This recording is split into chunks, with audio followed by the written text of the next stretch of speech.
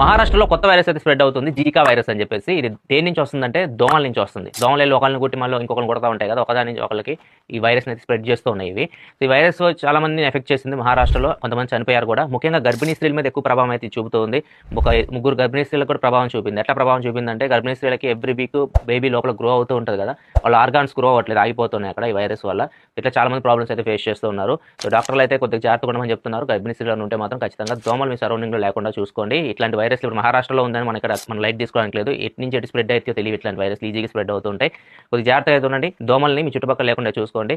అందరూ ఓన్లీ గర్భిణీ స్త్రీలుగా ప్రతి ఒక్కళ్ళు దోమలకి అయితే కొద్దిగా మీ ఇంట్లో స్నానం లేకుండా చేయండి.